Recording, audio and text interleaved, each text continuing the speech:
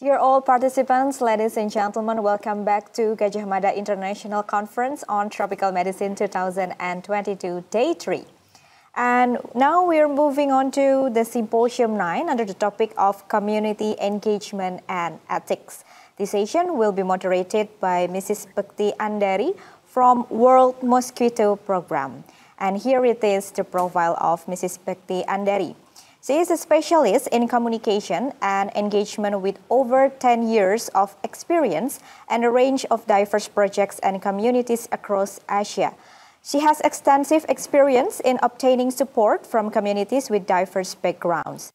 Her studies began at Universitas Gadjah Mada with a bachelor's in psychology and progressed to Master in Gender and Development at Sussex University, UK. Mrs. Bekti Andari has worked as a consultant for numerous organizations and projects, and her most recent position is Asia Regional Project Manager, Communication and Engagement for the World Mosquito Program. She received numerous awards, most recently in 2016 from Harian Yogyakarta for the Influential Person for Health Sector Award. Ladies and gentlemen, please welcome Mrs. Bekti Andari to lead the session.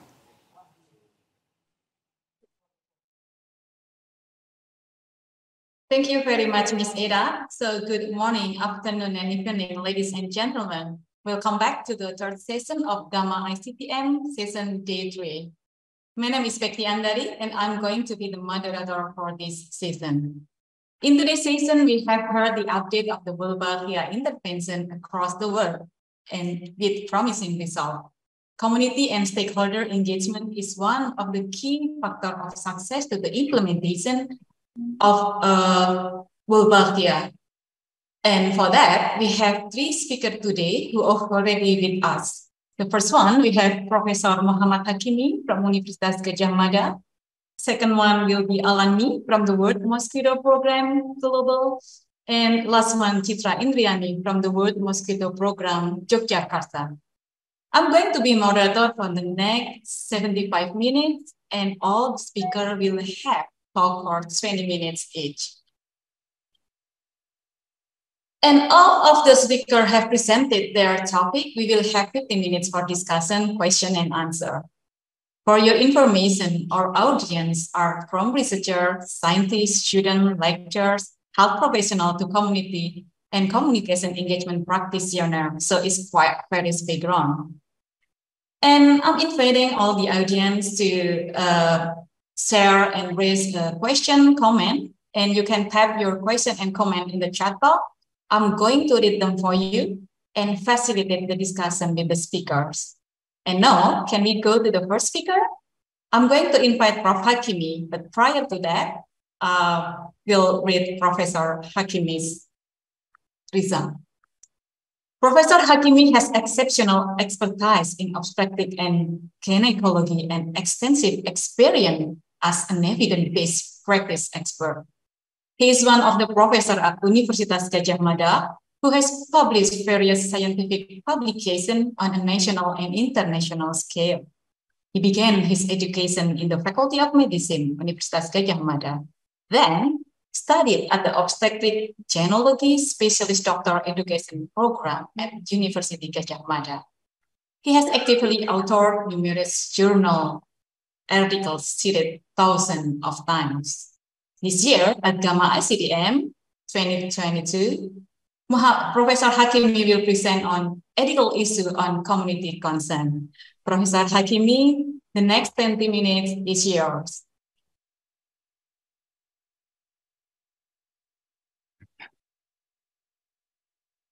Thank you, moderator, for introducing me.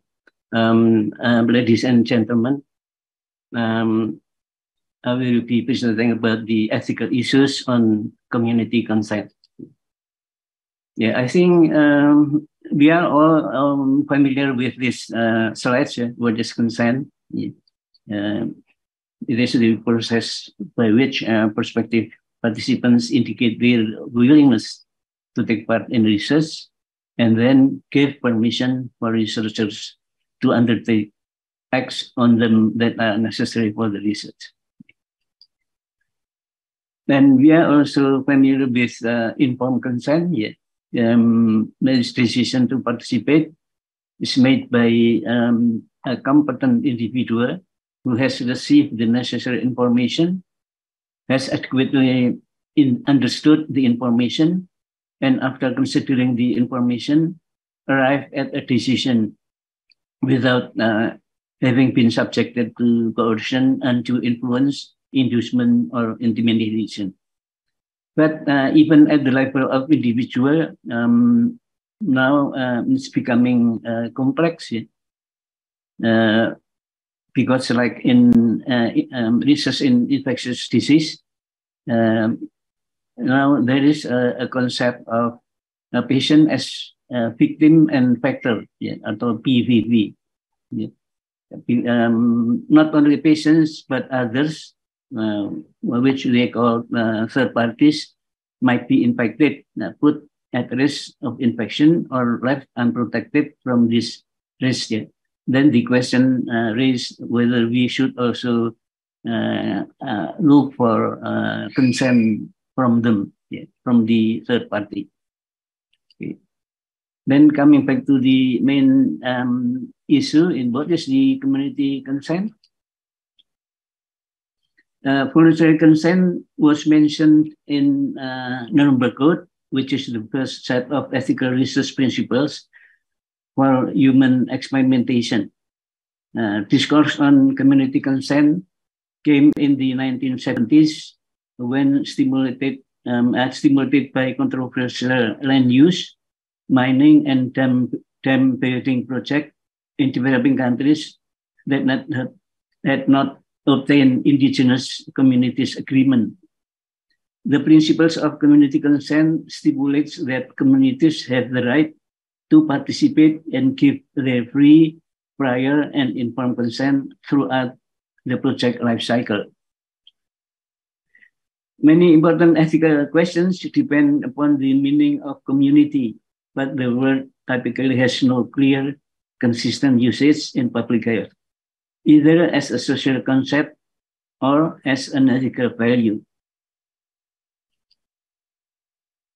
The term community comes from the Latin root for common or share. The most general meaning of community is a group of people united by their common features. However, there is no agreement on precisely which common features create community. Early sociological effort to describe communities focused on the importance of shared values and shared experience. Sociologists typically define a community in terms of group norms, personal relationship, and members' clear roles and expectations of each other. A community is defined a local or domain that is characterized by membership, common symbol systems, shared values and norms, mutual influence, shared needs and commitment to meeting them, and shared emotional connection.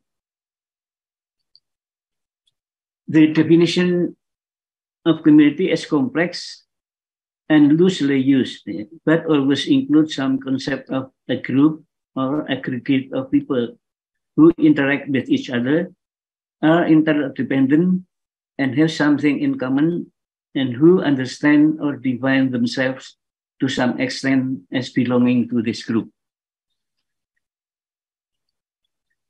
Characteristics constituting community or group identity include genetic, ethnic, or cultural, religious, stakeholder, legal identity, and shared disease experience. You can see the example of each of the type of group of identity.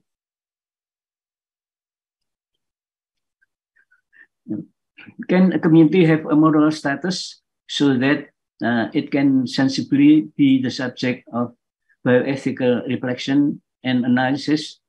Or should a community only be viewed as comprising a bundle of individual rights claimed collectively, therefore not deserving of any particular ethics analysis?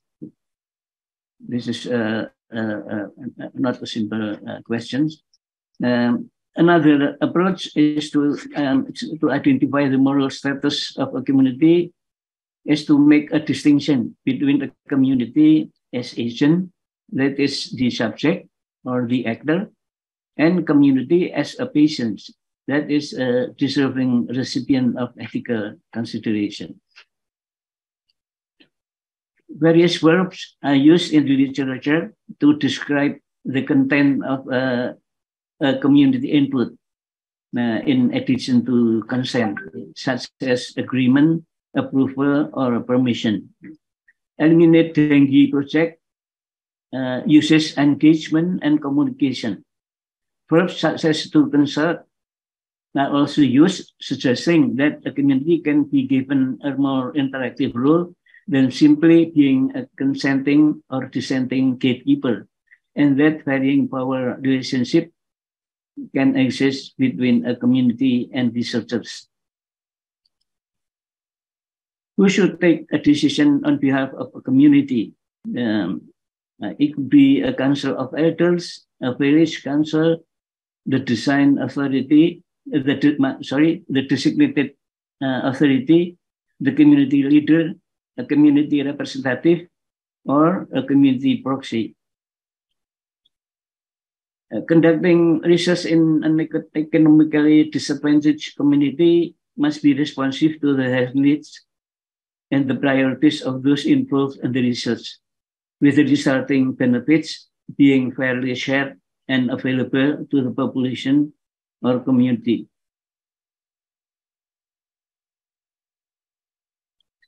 Hopes of developing a single ethics guideline suitable for all types of communities may be doomed to failure. Nevertheless, it is important to engage in collating and developing the ethics principles and approaches that can be applicable to community consent on a case-by-case basis.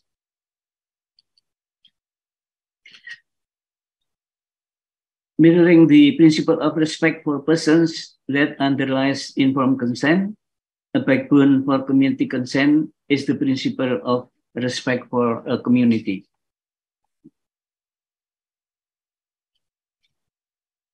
Another way of expressing respect is to adhere to the principles of showing respect and sensitivity to local norms and traditions, and to respect diversity.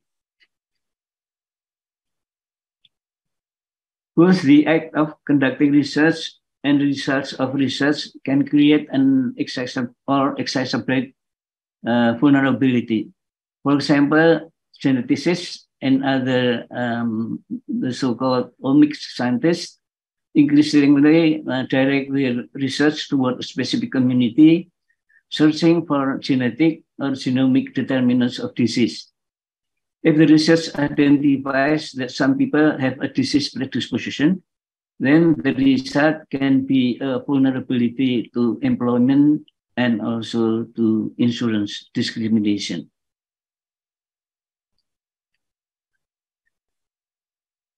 A teleological or consequentialist approach can be applied in deciding whether to undertake a consent process that requires identifying and comparing all consequences of so acting. There are two main situations in which community consent is required. The characteristic of externally sponsored research carried out in developing countries is that there are often cultural differences between the researchers and the host country that should be respected. Another justification for conducting a consent process is one of prudence and practicality in situations where consent at the level of the individual is impossible or impracticable. However, the fact that obtaining consent would be costly or burdensome should not justify claims of impracticality or impossibility.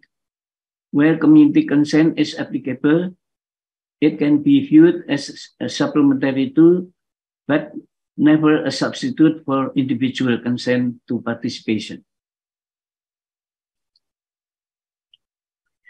The position has been established that informed consent must be understood as being a process and not a static event.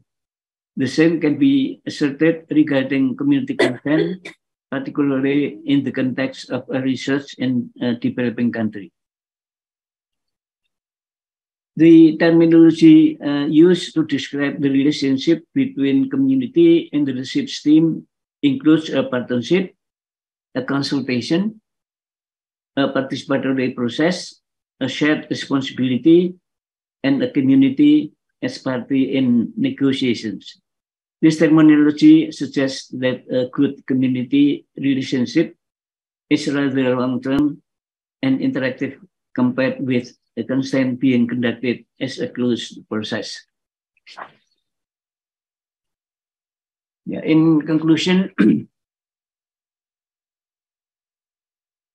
first attempts to establish generalized ethics of communities is problematic, with the term community being applied to a wide variety of human associations in a myriad of situations.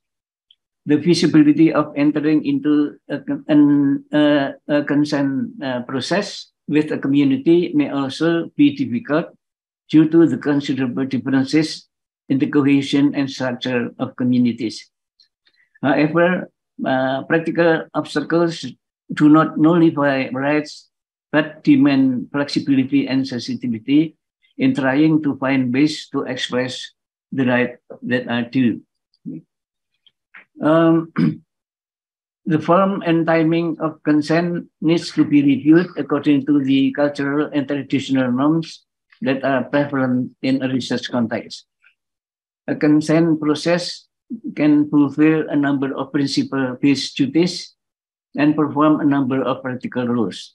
Following a community permission process should not be seen as competing with the individual informed consent process. And lastly, in other initiatives and facilitates the process of disclosure for individual informed consent, fulfilling for requirements for the ethical conduct of clinical research in developing countries.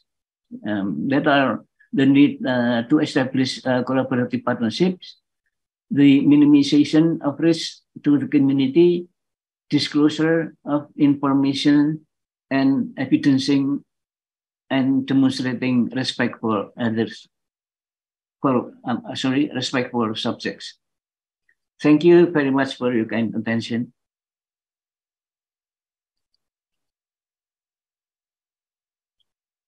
Yeah, thank you very much, Professor Hakimi, for remarkable presentation. From Professor Hakimi, we heard about the historical perspective of this community issue on community consent, the definition, ethic principle, and also the community consent process and partnership. So please, I'm inviting you to raise any question in the chat box.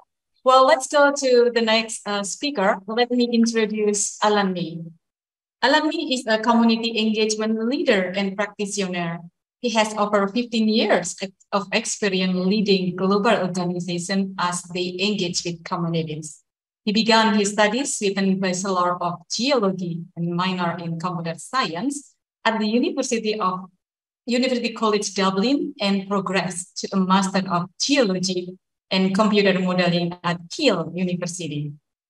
His most recent study was in 2019 with a diploma in Business Sustainability Management at the University of Cambridge. Alan specialized in stakeholder engagement, community mobilization, social risk assessment, cultural heritage, human rights, and social investment. He has worked across North America, Europe, Africa, the Middle East, and Asia. In this session, Alami will present on modified farm model and WMP experience.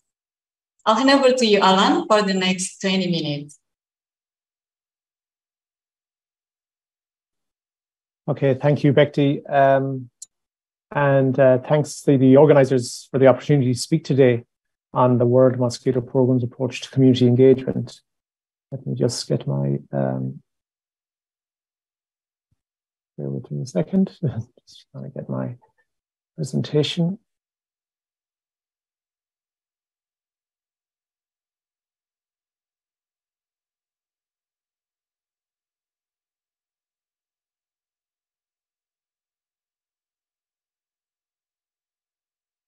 Okay, apologies for that slight delay. Hopefully you can now see the presentation.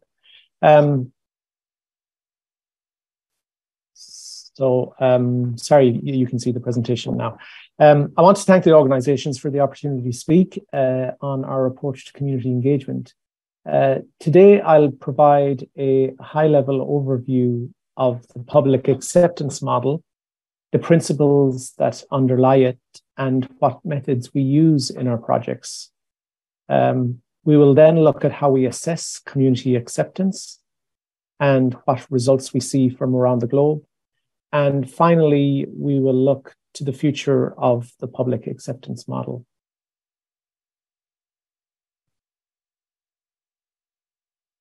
The World Mosquito Programme protects people at risk from mosquito-borne viruses. That is our vision and that is our purpose, but we couldn't do this without the partnership of local communities. Our public acceptance model, what we call PAM, guides how we listen to, involve, empower our stakeholders and end beneficiaries.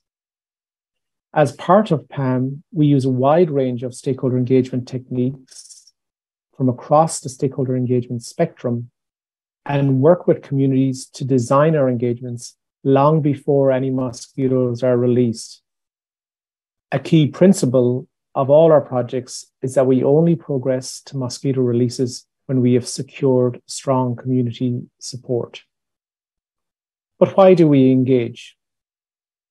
We engage to listen and involve. We want to listen to stakeholders, learn from their experience, and understand their concerns. When we get this understanding early in the project, it allows us to make changes to our project activities to take into account those local needs, sensitivities, and wishes. For example, in Colombia, we deferred releases in a particular week so they would not coincide with an important local festival. The community appreciated that we had listened, and festival attendees did not have as many mosquito bites to deal with. We engage with community groups, residents, and other stakeholders to involve them. That can be simply through our community surveys, or for those who wish to make a greater commitment, it may mean becoming involved in our community reference groups, or hosting a mosquito release container, or a mosquito trap. We also engage to empower and assess a community's acceptance. We empower communities by answering their questions so they can make informed choices about accepting or not accepting the project. We do that by running campaigns, broadcasting ads, engaging through online channels, and also using culturally effective methods, such as street theater and dance, for example. Often, our face-to-face engagements are the most important interactions, as they provide an opportunity for deeper exploration and discussion with residents in their own setting. Earlier this year, I sat down with a stakeholder in the city of Mai Thao in southern Vietnam, and after a couple of minutes realized he was confusing our project with another project. And this reinforced to me that sometimes it takes time to do community engagement. And there's a phrase I use often, which is, community engagement cannot be microwaved. We need to take the time. Gender equality, disability, and social inclusion considerations are mainstreamed into our projects.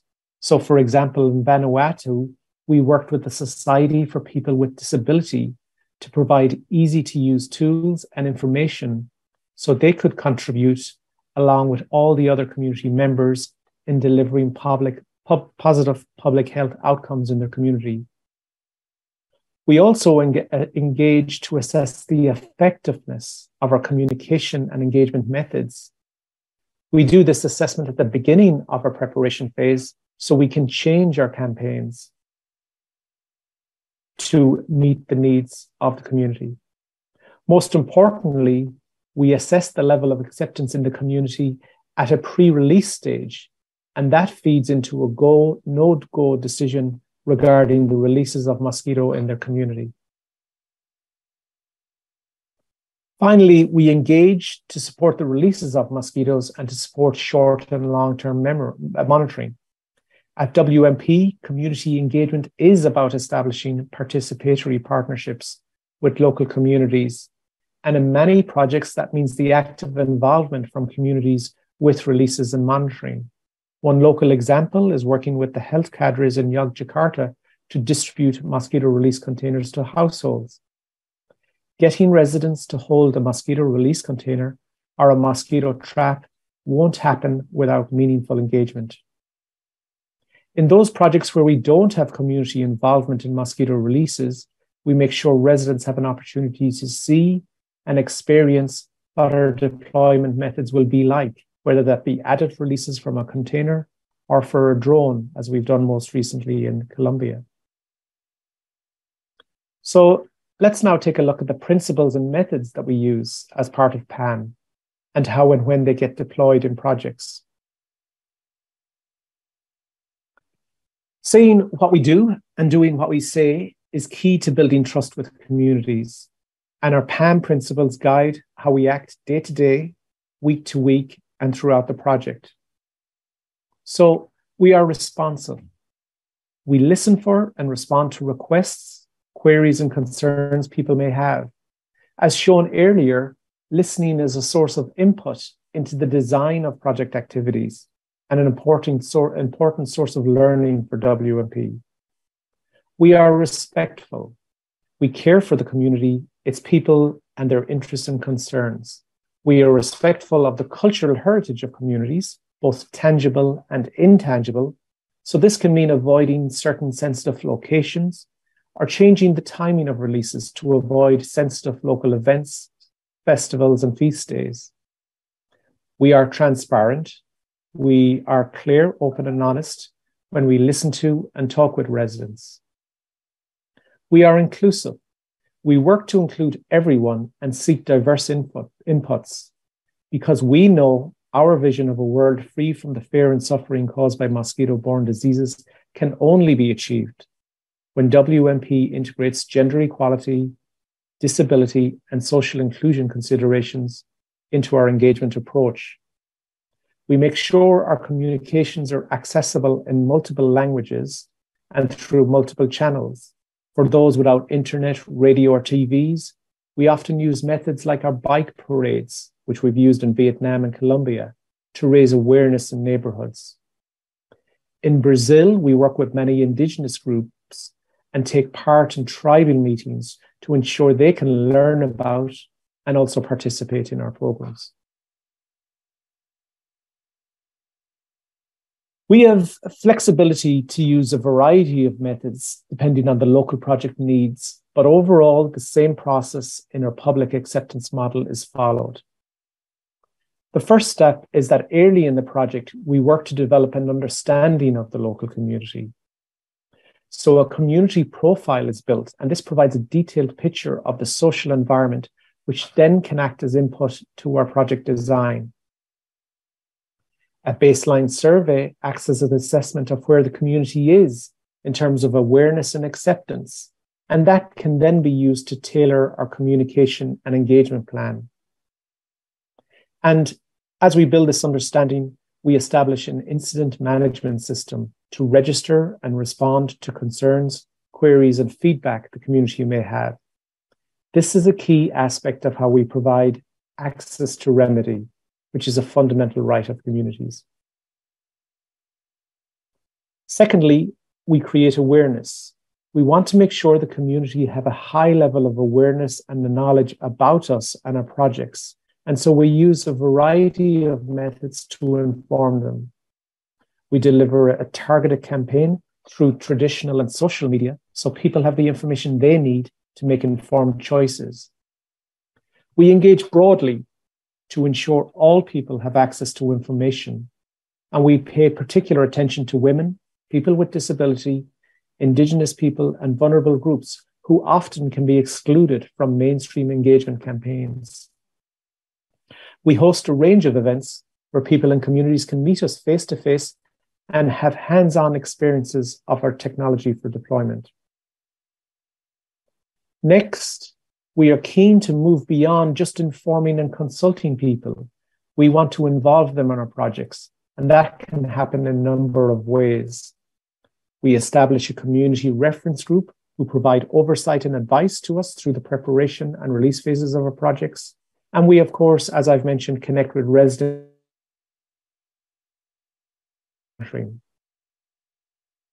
Finally, releases of Wolbachia carrion mosquitoes start only with the acceptance of the community, and we use a variety of indicators to establish if we have support. A pre-release survey is used to assess acceptance and can be compared with the baseline survey to assess the effectiveness of our communications and engagement campaigns. We seek the endorsement from the community reference group and also record through the IMS the level of resolution of issues. Although typically in a small minority, we do occasionally have those opposed to our projects, and we engage with them to understand their positions, interests, and needs. Projects vary in time and scope, and the illustration here does not reflect the iterative nature of community engagement, the back and forth that happens between WMP, our partners, and the communities. Across the top, we have the project stages, scoping, preparation, release, and monitoring. Down the side, we have the community engagement goals of understanding, informing, involving, and accepting. In some projects, not all methods are used, but this illustrates how they can be deployed across the different project stages to achieve the community engagement goals.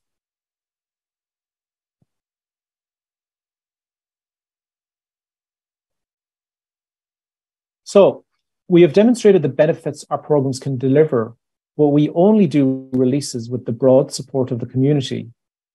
Acceptance is a cornerstone of our approach and our community engagement. So let's look at what indicators we use to assess acceptance. We use a range of qualitative and quantitative indicators, measuring both our activity and community outcome to consider whether we have obtained public acceptance. We ask ourselves the following questions and support our answers through evidence. So we ask ourselves, have we delivered our campaign of communications and engagement activities? Was it inclusive and delivered across the intervention area? Have we recorded and solved queries and issues? Did we make meaningful attempts to engage with people who may be opposed? And is there any change to deployment we would make to address their concerns? Has the media recorded any issues or concerns? And did we respond and address them? Do we have endorsement of the community group, reference group?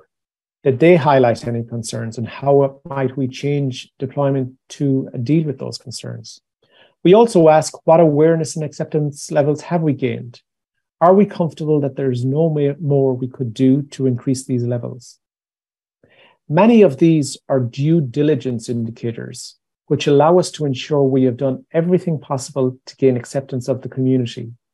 But if we don't gain acceptance from the community, then we accept that result. Let's look at some of the results from around the globe.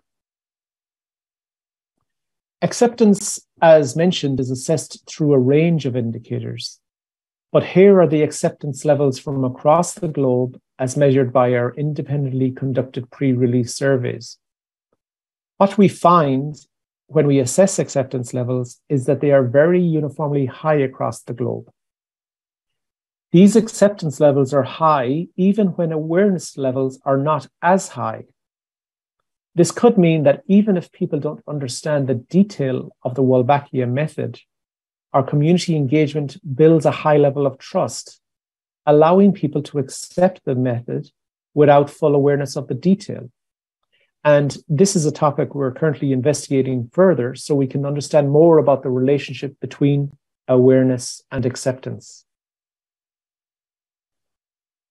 So finally, let's now look to the future.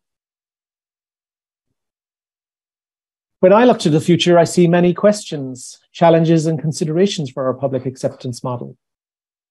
So, how can we scale community engagement when we are implementing larger projects? Can we leverage pre-existing representative bodies while still ensuring social inclusion? Will technology play a larger role in ensuring representation and diversity?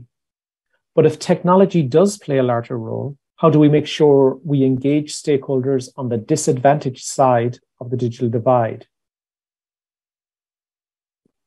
We recently tested crowdsourcing to get ideas for deployment and design. And so this gave communities a real opportunity for co-creation.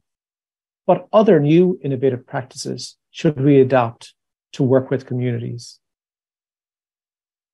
Finally, we have our principles, methods, standards, and requirements, but we know the world is changing rapidly. So how do we ensure PAM evolves to change in projects and communities? How does PAM become a self-learning system? Whatever the future may hold, our public acceptance model will evolve to support the WMP vision of a world where everyone can live a healthy life, free from the fear and suffering caused by mosquito-borne diseases. However, the fundamentals of respecting the rights of communities will remain. Thank you for your time today.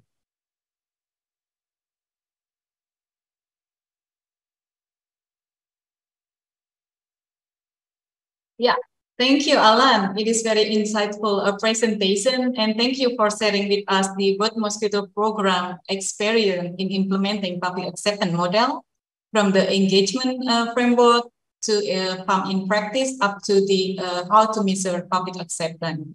Talking about how to measure the acceptance of the community, let's go to the speaker for today's session, Dr. Citra Indriani, and she will be presenting about measuring and monitoring community acceptance survey in Wolbachia implementation. So, Citra Indriani has interest in medical and health science and is currently pursuing doctoral degree in Universitas Gadjah Mada with research on dengue elimination in Indonesia. She is heavily involved in outbreak investigation and research in infectious disease. Citra Indriani completed her master's degree with the Asia Link Scholarship Program in the Field Epidemiology Training Program, FETP, FKMK, UKM in 2006. She is currently employed at the Department of Biostatistics, Epidemiology, and Population Health, Faculty of Medicine, Public Health, and Nursing, UGM. She experienced gained during the study process at FETP made the writer realize that the science of epidemiology has saved hundreds of children from death. Citra has started his career as a lecturer and assistant manager in the FETP. Now, let's welcome Citra for presenting measuring and monitoring community acceptance rate in Wolbachia implementation. Citra, 20 minutes, next 20 minutes for you. Thank you, Bekti, for introducing me, and thank you for the organizing committee for inviting me. Today I will be presenting about measuring community acceptance and monitoring during Wolbachia impact study in Yogyakarta city. And I'm presenting here on behalf of my college, Ekwatori Prabowo, who did the most of the work for the community engagement in Yogyakarta city. Slide, please. Okay. As we know, the Wolbachia efficacy study, which consists of RCT and also quasi-experimental, has been successfully implemented in Yogyakarta city, and the highest evidence of Wolbachia impact study in reducing dengue had already obtained and published in the New England Journal of Medicine.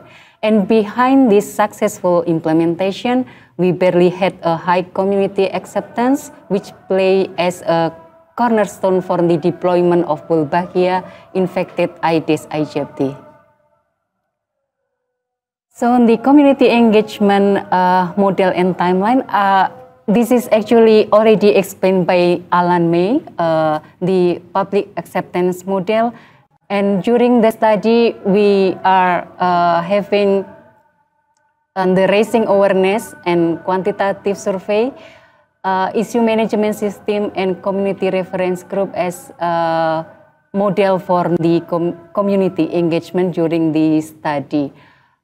In this presentation, I will cover the quantitative survey and also issue management system, which already explained previously by Alan, and covering on how we build the community profile, conduct the baseline survey, and also implementing the incident management system. I show you the timeline in the lower slide. This is the timeline that we did for the impact study in Yogyakarta. Starting on November 2015, we did the acceptance surveys, and then continue on the community engagement activities on January 2016, and then continue to conduct the second acceptance survey on June 2016.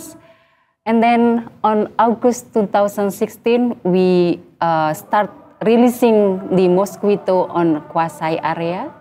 And then we did the third acceptance survey on November 2016. And then on March 2017, we did the first release on the CRCT area.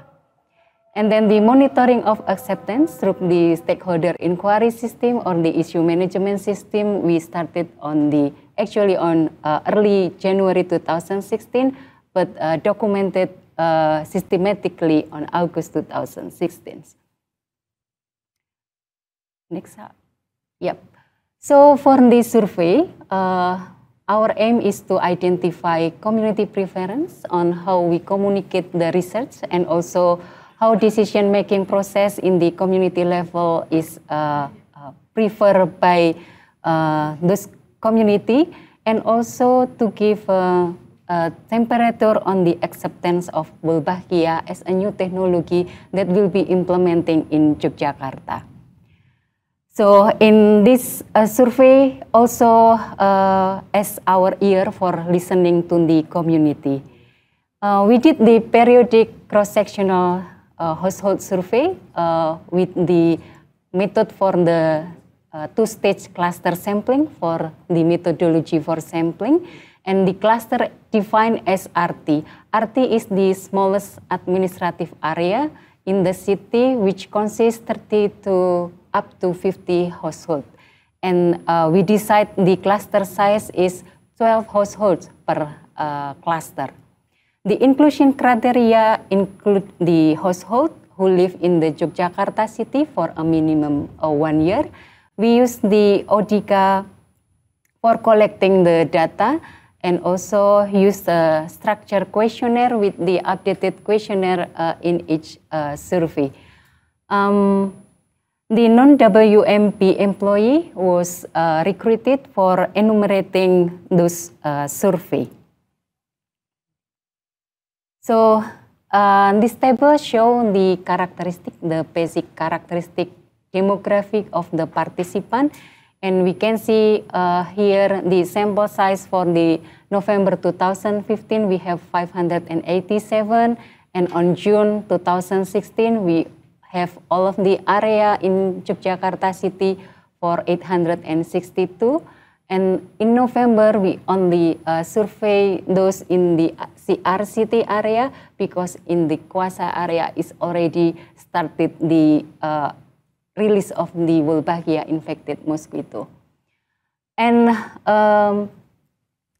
through this table, we can see that there is an unchanged characteristic from the basic that we set at 2015, and most of the respondents were Muslim, married, and more than half had a high school education or higher. Next.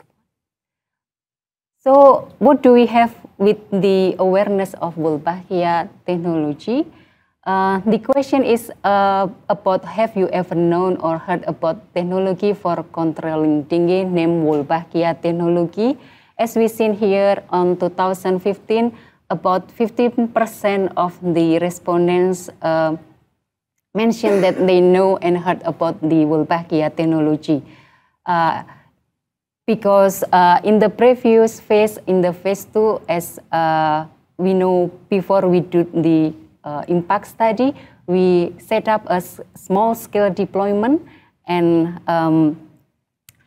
the Wolbachia actually already exists in Yogyakarta, and some of them already know and heard about this technology. And for the June and November 2016, we see an increasing of the awareness about the Wolbachia technology.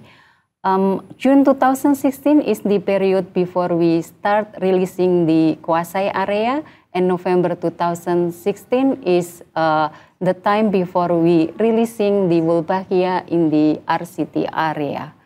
So at that moment, the community engagement were focused in the quasi intervention area for June 2016. So the percentage of the awareness is about 22%, and then there is an increasing for the next 6 months up to 31%.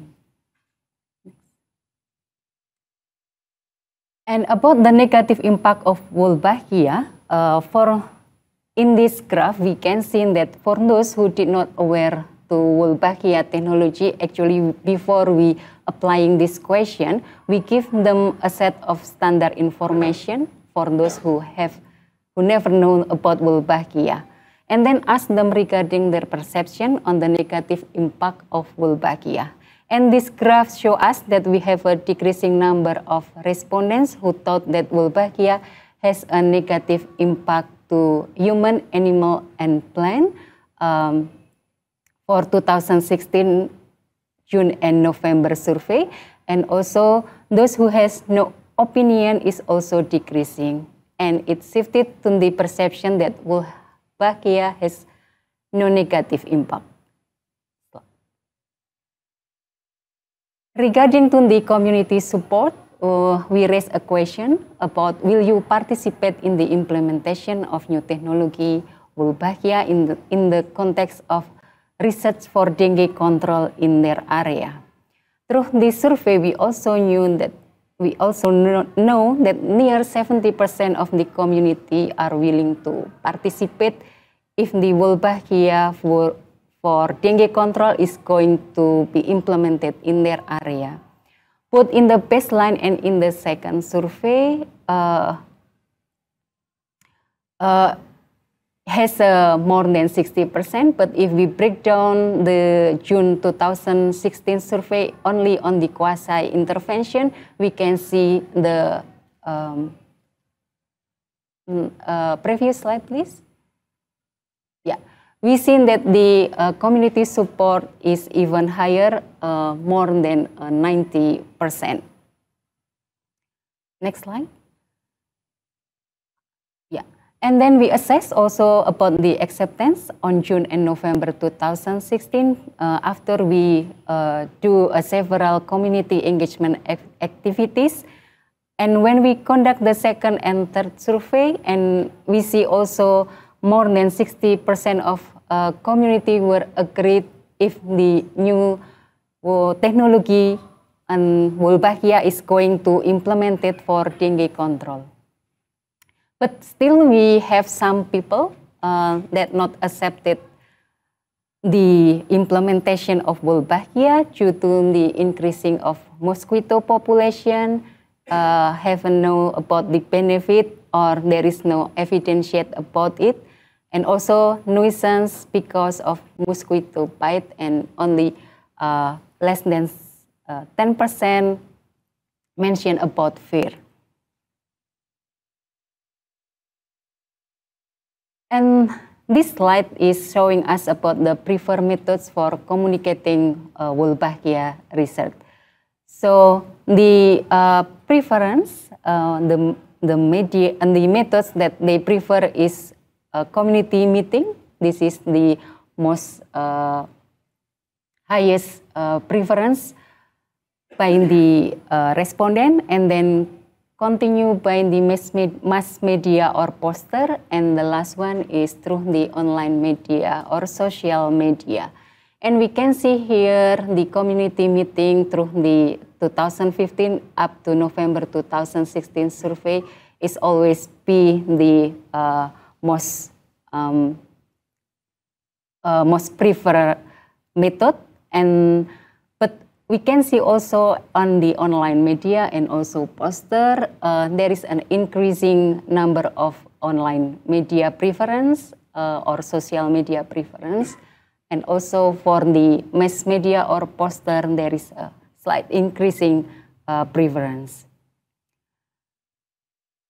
The next one, we continue to the type of consent, because as we know that we need to listen to our community, and we ask about what are the preferred methods for not communicating Wolbachia. I'm sorry, here put the wrong question, but what are the preferred type of consent if we would like to give an intervention which has a not individual intervention but the community intervention. And the preference was in the community consent through community meeting, and also consent through the community leader, RT or RW. RT is the sub-hamlet and RW is hamlet. So through this survey, we understand that they prefer to have a community consent when we are going to asking their consent for the community, the deployment of Wolbachia infected Aedes aegypti. The next slide is related to the main representative. What do they think? What do you think is able to represent your represent decision making regarding public health intervention in your area? And they mentioned that the RT, the highest response is the RT or the RW leader is the one who they trust for as a representative if there is a public health intervention in their area. So through those information in the baseline and also in the second and third survey, the community engagement starting their strategy for engaging the community, and also for monitoring the community acceptance, we built and developed the stakeholder inquiry system. And in our SIS system, this flowchart is describing what we did during the impact study. So all the concern from the community, it could be face-to-face meeting, WhatsApp or SMS, phone call or mail through the electronic or the non-electronic one, and also sensing from the ERC candidate, it goes to the hotline number or email that managed by an SIS administrator. So the SIS administrator ensure the response within 24 hours and coordinate with the team leader who in charge within the specific concern, and he or she will document it all the concern. If the concern is, the response of the concern is available in the frequently asked question that already built by the team, the administrator could directly respond to the concern. But if the concern is not available in the FAQ, so the administrator will communicate and coordinate this response with the in-charge team leader.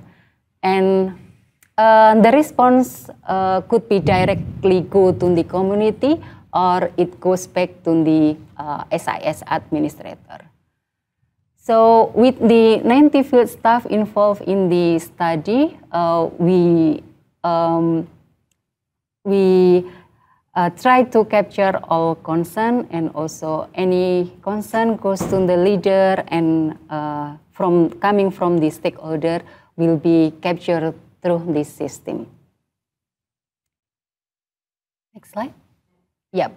So this is we called it as a community sensing. After we identify the ERC candidate in the quasi area, we go to the community and asking their willingness to have the ERC among those who already decided as the candidate. So we can see in here that not all of the ERC candidates are willing to participate, and this is actually also reflected on the information that we had from the previous survey, that about 10% of the community are not have willingness to participate in the study.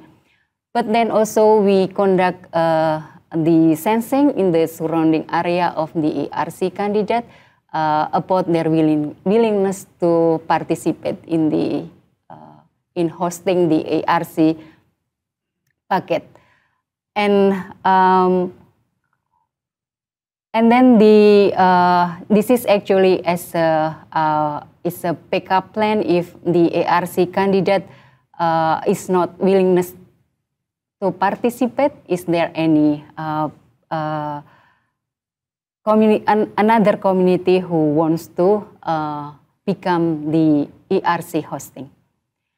Then next slide will show us about the concern that documented in the SIS during the impact study on 2016 and 2000 up to 2019. There are 415 concerns, and most of them are support from the community. It's around 58% of the concern, and 37% regarding on the community request.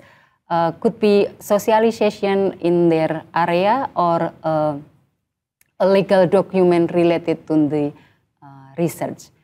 And about 5% is about refusal or complaint about the ERC or the research.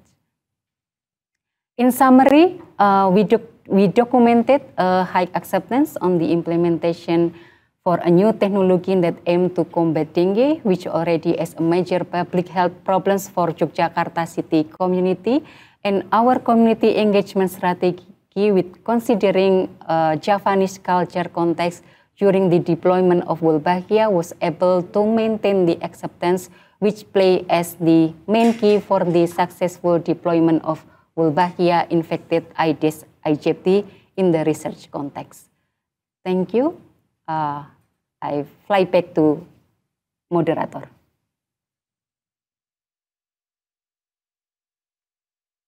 Yeah, thank you, Citra, for sharing insightful presentation of your research that you done with the team in Yogyakarta. So just for summary, before we go to the question and answer, then I can see that we have several questions already. I just summarized that the first speaker, Professor Hakimi, has presented about the ethical issues on community consent, and followed by Alami on public acceptance model with Mosquito program experience. And lastly, Citra presented the measuring community acceptance in Wolbachia intervention. So we already have several questions, and I will read the first one. So dear speakers, thank you for your wonderful talk. I have a small question for Alani. I do interested to know about this point. Release of Wolbachia carrying mosquitoes start only with the support of the community. In your experience, thus far, what is the biggest obstacles your team ever faced over to this point? And how is this approach? Thank you for your response. So Alan, the question is for you about this support for, we just releasing mosquito with the support of community. Sure. Yeah, thank you for the question. It's a good question.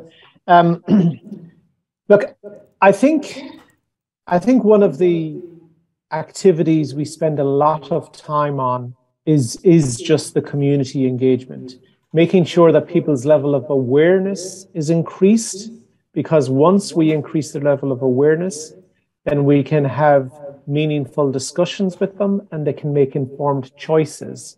So I don't know if I say that's an obstacle, but it's something we spend a lot of time on. What we've found throughout the world is that in almost every project, we gain the community support. You saw the figures there. They're typically 80, 90% above. And that's just for the acceptance indicator from the survey. There are other indicators we used. I can only think of one project actually where, even though we had a high level of acceptance, 90% plus from the residents, and even though lots of the other indicators were positive, so for example, we had CRG endorsement, we had diligently conducted a communications and engagement campaign. There was just one project where we have an indicator which says, does significant stakeholder opposition exist, true or false? And in this particular project, actually, there were some significant stakeholders. There was maybe 3 or 4. And on that occasion, we decided, okay, even though all of the other indicators are positive, because there were significant stakeholder opposition from just 3 or 4 people, we decided to defer the releases. We did not do the releases in that neighborhood. What we did was actually we moved to another neighborhood we had planned to do releases in. And subsequently, what we found is that those people who had opposed now want us to come back and do the releases. I think one of the things I just mentioned with this is, I think we sometimes have a bigger obstacle when we start releases, because when we start releases, people start getting bitten by mosquitoes. And then over the course of 10 or 20 weeks, there can be fatigue in the community. People can get tired of bitten. So that's something that takes a lot of time to manage for our community engagement and field deployment staff. So I hope that answers the question for you. Thank you, Alan. And yeah, we also have the question for this about this acceptance as well. Like, second one is, looking through the success story of WMP in Yogyakarta, are there any plans to expand the WMP project to other regional city or province? If there are any, what are the considerations for selecting that area from social and geographical point of view? So I believe this question can be responded by Alan and Citra. So I go for you, Citra, and then Alan. Okay.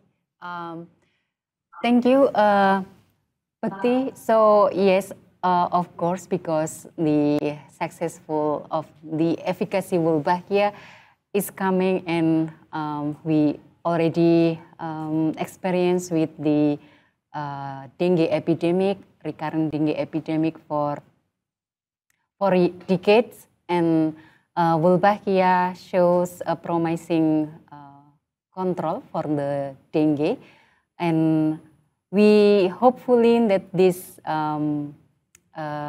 technology will be applied in all endemic countries and also endemic provinces in Indonesia. But I think how can we scale up the Wolbachia? I think Alan will have a better information than me. Thank you. So yeah, I'll try to answer this question. So yeah, certainly the vision of WMP is for a world free from the burden, the suffering that is caused by mosquito-borne viruses. So that is very much our vision. It's our purpose. It's our central purpose. So we are certainly looking to expanding to other countries and expanding within countries. So we do see actually lots of potential in Central America. We already have operations in Brazil and Colombia, and we see more expansion in Central America. In Southeastern Asia, of course, and Asia, we have operations in Indonesia and in Vietnam, and We are currently starting in Laos and see more potential for expansion there. And within countries. I think one of there'll be other people maybe not on this call who can answer it better than I, but certainly, you know, we are driven by where is the disease burden. You know, we are particularly interested in having projects in those areas that are suffering more from dengue, Zika, chikungunya. So we are certainly driven by the disease burden. A factor in where we work, of course, is also related to the support and the support of central government and local government. So that's a factor in determining where we can work. But I'd say overall, you know, to align with that vision of a world free from mosquito-borne diseases, the burden, the incidence of dengue, for example, would be a very high driver in terms of determining where we would work.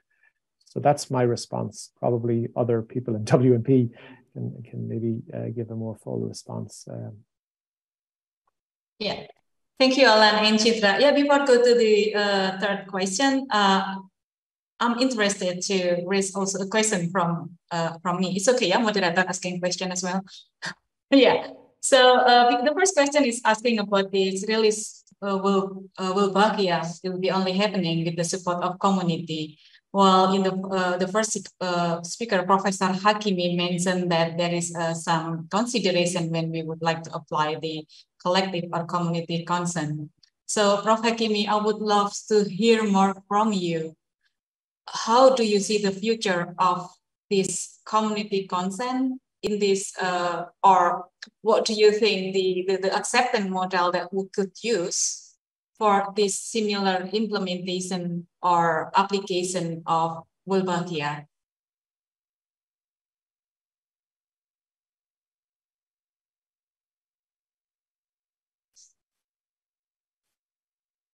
Professor Hakimi, sorry, we can't hear you yet.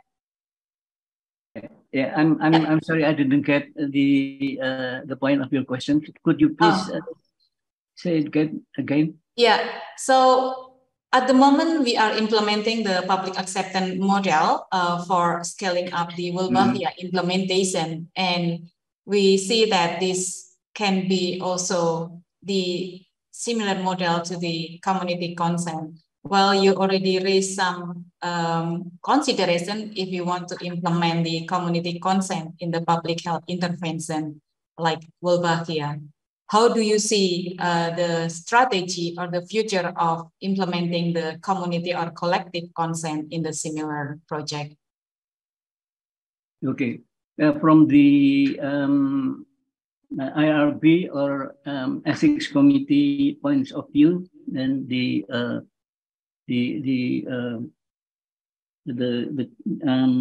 is important to have both individual and community consent. But some researchers differentiate between the two, even to the extent that they use different terms. They use the consent for individual consent, but use assent, yeah, for the community consent. Yeah.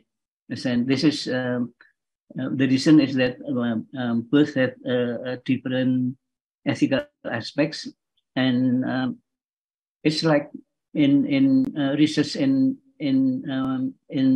children, we have for under 18, yeah, but if the children is between 13 and 18, then we need another consent from them, which is called informed assent. Now, so both have almost the same meaning, but usually assent is considered stronger than the consent. Yeah. So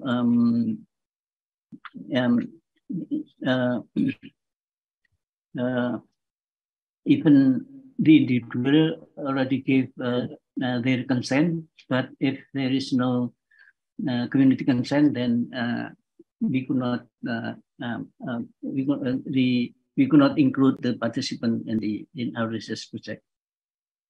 Okay, I hope that's answer your question. Yeah, thank you, Prof. Hakimi, for the clear response for this community consent and also approval. Yeah, let's go to the next question. I would like to ask Citra regarding the community member refusing the Mosquito release in Yogyakarta. Did any specific effort performed to convince them after the personal refusal? If no, how do you make sure that they will not invite or provoke others to refuse the program? Citra, over to you. Okay. How to convince community who doesn't want to participate with the project? Yeah, I think that question is much better goes to you, Bekti, but I try to respond on that. So, yes, we have some of them, some of the community members that are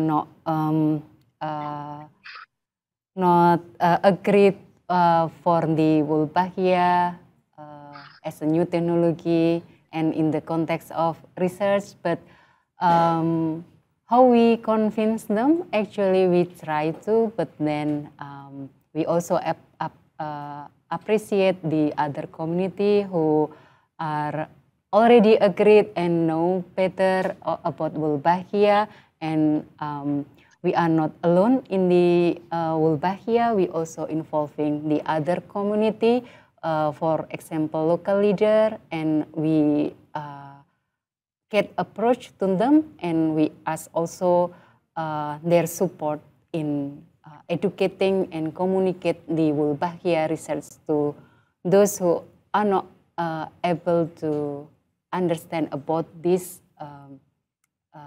new technology. Yep, I think sorry, if I can, or Alan could be at. Yeah, thank you, Citra. Alan, any additional comment? Just an additional comment, and it may sound philosophical, but I think in terms of community engagement, we should really look at it as a dialogue, and a dialogue which continues.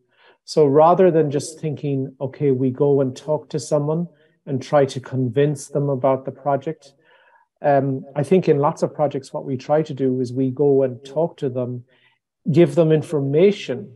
Their initial response may be one of hesitancy. They may say, I'm not sure about this project. But really, you try to continue the dialogue so that people learn through, the engagement. So they start off maybe not knowing so much about WMP, about the Wolbachia method, they may not know much about the dengue disease. They may not have personal experience of it. But we get engagements that are, that aid with their learning. And when people learn, they will be, I believe, more predisposed to accepting our project. But in engagements, I think we're often cautious. We do not go and just try to convince someone directly, this is the thing you should agree to. It's part of a dialogue. So I would just suggest that that's important, because the communities have the fundamental right to agree or disagree, and we need to respect that. Thank you, Alan, for your additional comment. Let's go to the next question. Again, this is about ethics. Prof. Hakimi, this is the question for you. I would read.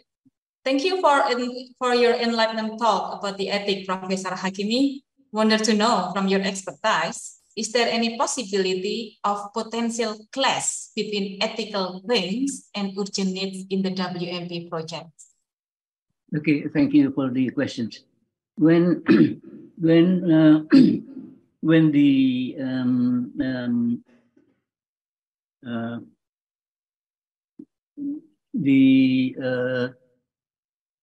World Mosquito Program asked for ethical clearance. Yeah, I think it's many years ago.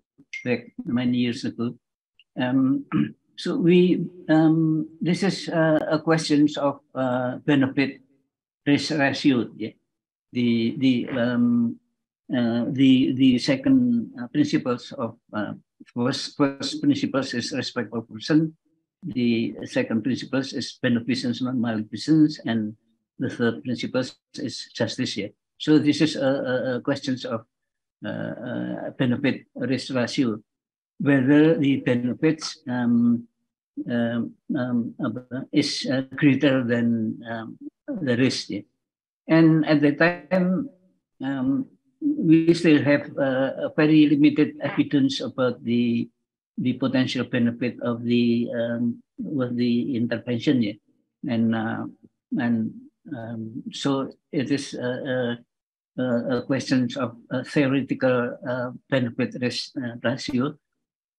So at the time we request help from consultant who is more knowledgeable compared to us in the ethics committee, asking about this issue, and both at that time both theoretically sure that the benefit is greater than the risk. That's why we then granted the ethical clearance to the first draft of the intervention in the World Mosquito Program, yeah, in Yogyakarta. If the question is raised now, I think it is more easier to answer, because there are already many evidence that support that the intervention is do more good than harm. Yeah. So we will be more. It would be easier to give the ethical clearance for this kind of intervention. Yeah, I think. Yeah. Thank you, Prof. Hakimi, for a comprehensive response to the question about ethics. We still have one question for Professor Hakimi, but let's move to the question. I believe this is for Alan and Citra, yeah? From Faiz Mahfud from OHCC UGM. So, dear all speakers, thank you very much for your wonderfully insightful presentation. I would like to ask, when we decided to do a project or research which involve the community, which one should be prioritized? So the prioritization between the project or research that involve community. So maybe it's read as if we involve community, should we do this as a project implementation or programming as a research, which should be prioritized? Meeting the variables we needed, in this case, environmental variables like geography, climate, humidity, etc., essential to the research, or choosing the community with better background, mindset, education for us to approach in order to succeed the project. Thank you so much. So I think on this, again, this is probably outside my area of expertise. But just a couple of quick comments.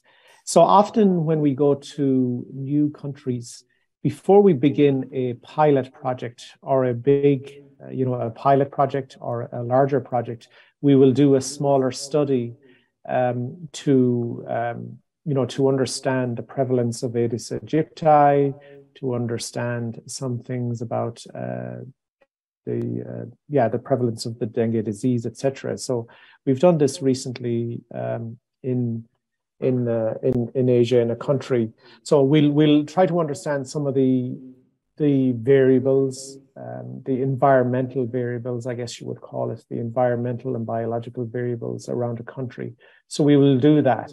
At that point, we will try to understand some things about the cultural and community context, but I don't think, for instance, that those are the fundamental aspects that are driving whether we choose to do a bigger project in that country.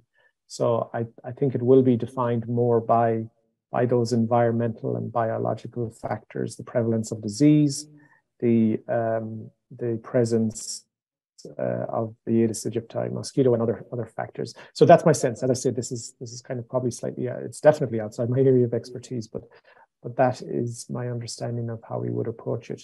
So even though there may be a community that are very willing to accept us, if it doesn't make sense from a scientific point of view to deploy our method, for instance, maybe it's too hot. Maybe there can be countries where it's just too hot for us for the mosquito. Then we won't do that, I don't think.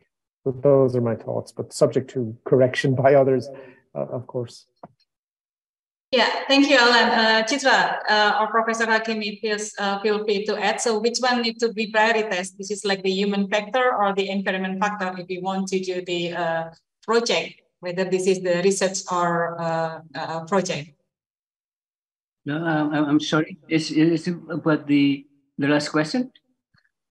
Or sorry, Prof? Because there is still one question.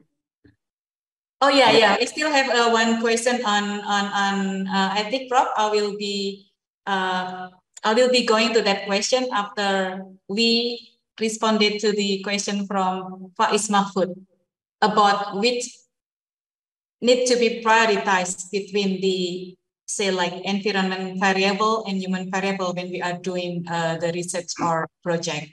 And Alan has responded. If you have any please go on. Yeah. The rights and safety of the subjects is the most important to consider. So if it is in conflict with the research purposes, like issue of validity and reliability, then the safety and the rights of the subjects is put the higher priority. Yeah, it's clear in the Helsinki Declaration. Yeah. Mm-hmm.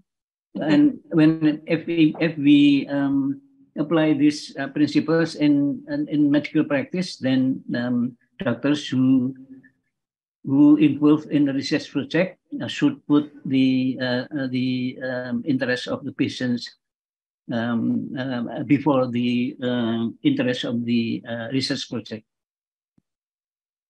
Yeah, thank you, Prof. Bekti, may I add some? Sure. I'm going to share what we are experiencing in Yogyakarta. Actually, the Wolbachia in Yogyakarta is a research project. So it started as a research project, and then by doing a research project, so we also have targeted that we will have a pilot project in releasing of in the small scale of Wolbachia infected Aedes aegypti. So for obtaining the objective of the research, so we consider about not only the endemicity or the burden of the dengue in the area, but also we profiling the community which community has higher acceptance compared to the other, and sometimes in the cultural context we also will find some difficult community to be engaged because of the cultural. So that will be also our consideration. So before we starting the those research project on 2011 and 13, we also have a feasibility study which inform us the study could be implemented in those area or not. Just as what mentioned by Alan. Thank you, Alan, Prof. Hakimi, and Citra for responding to this interesting question. Yeah, there is also another question from Dedi Yusdiana about public acceptance model, Alan. So the question is, do you think any So when do you think that we don't need the public acceptance to be implemented for Wolbachia project? And if there is, what do you think the indicators to ensure that we have sufficient support from community?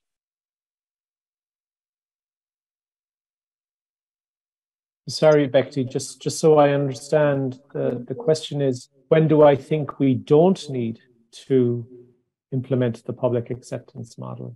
Is that the question? Yes, if there is any possibility we don't need to implement the public acceptance, and if so, what do you think, in what stage, and what do you think the indicator for us to know that we got the enough support from the community? Yeah, that's a very interesting question, and I think it's a question that we'll certainly have to consider even more as we move to the future. Some of the factors involved are I think as follows. I mean, if the Wolbachia method becomes part of defined policy from national government, then that will be a factor which may influence how the public acceptance model is configured and implemented. However, I think some of the fundamentals will just remain. So for instance, the Wolbachia method is releasing lots of mosquitoes in a neighborhood, and people will get bitten, so they will have questions and concerns. So even if it's endorsed by centralized government, by the World Health Organization, I think we'll always have to make available people who can answer those questions. And, generally you don't want to do that just in a reactive sense. You don't want to just address concerns when they arise during the release phase. You would want to do some proactive element, as we do currently during the preparation phase. So for me, it's a very good question. I don't have a clear answer for it, but I do see that we probably will have, with the public acceptance model, we've got a number of different methods. And I think we will see that we will continue to use some of those methods. Maybe we don't need to do some of the survey, but we will certainly need to engage, inform people, make them aware. We will have to provide access to remedy, so we do have to allow people, a channel where they can make a complaint. So I think in one form or another, public acceptance model will continue. Some of the methods may not be used. Some of the methods may change, but I think in general terms, we will see the public acceptance model continue in some form. Thank you, Alan. Yeah, this is interesting and interesting challenges for the future implementation of this method if we are scaling up. So we also have another question from Karnati. The question is about the acceptance level of threshold, because in your Citra and Alan, in your presentation, you mentioned that there are high number of acceptance and awareness from community. Within WMP itself, do you think that there is any threshold that you would say no and no go to release the mosquito based on the result of the survey? Like, do you have any minimum? I think the question is like, do you have any minimum threshold of the percentage if you want to say that it is okay to release the Wolbachia mosquito? We have enough support from community. So the question is for you, Citra and Alan from Karnati. Interesting questions. Yep. Thank you, Bekti. Yeah. During that time, actually, we did not set up. Maybe Alan could elaborate more. Did not set up the should be 100% of acceptance. We did not targeted those acceptance, but then we through the community engagement that we do, and also by doing the community sensing and also stakeholder. So I guess not only for based on the community acceptance survey only, but yeah, For the survey, actually, we set up about 50% prevalence, but for go and not go, actually not only based on the community acceptance survey only, but also we have a stakeholder engagement, and we assess them qualitatively about how we are going to implement go or not to go with the Wolbachia release. For example, during the phase 2 Wolbachia release, we seen the community has a high acceptance, but there is 5% of them who are not accept this new technology. But then those 5% actually give a very high effort to reviewing our research, and they are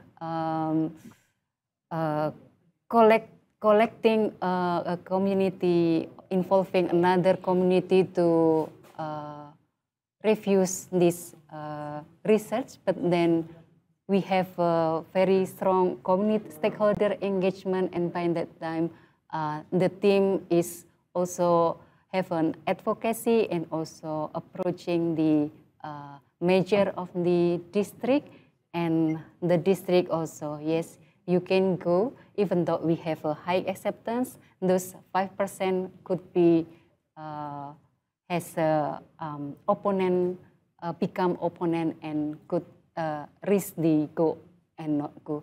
So not only based on the high acceptance also, but we also have the support from the stakeholder and the local leader. So then we decided for go or not go. Because in Yogyakarta, we also have the Sultan. If the Sultan said not go, even though the community has a higher acceptance, so we are not going to go for releasing Wolbachia.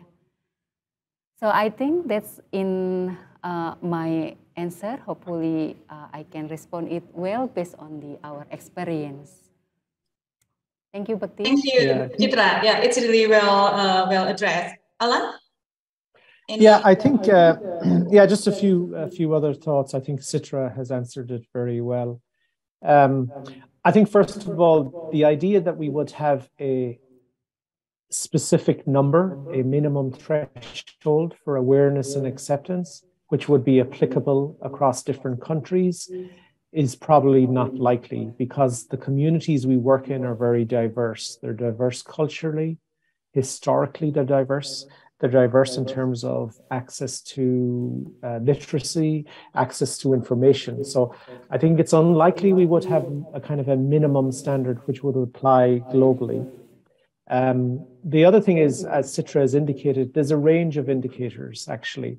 And I think the range of indicators makes the public acceptance model powerful, because we don't just look at something through one lens. We consider other factors. So that's another comment. And the final comment I would have is that, you know, as director of community engagement in World Mosquito Program, I'm responsible for the community engagement function and discipline. And so I'm responsible for some of the standards. But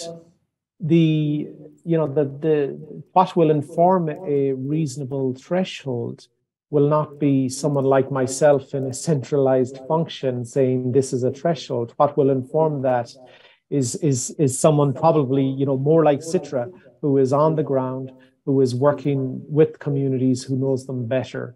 So, you know, I don't think there's going to be a minimum threshold we will apply globally. And I think the thresholds we would have, or the considerations we would have, will be very much informed by people in projects on the ground who know their communities, who know their countries, who know the historical and cultural context. So I think that's what will drive it. Okay, thank you so much, Alan and Citra, for a comprehensive response on the threshold.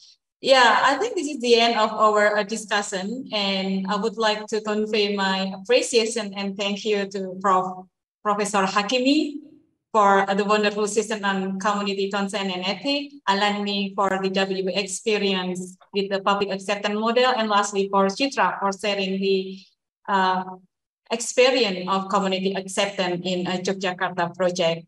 Thank you for the organizer for inviting me and also us in this wonderful GAMA-ICTM session. And thank you everyone for being so patient with the discussion and so enthusiastic.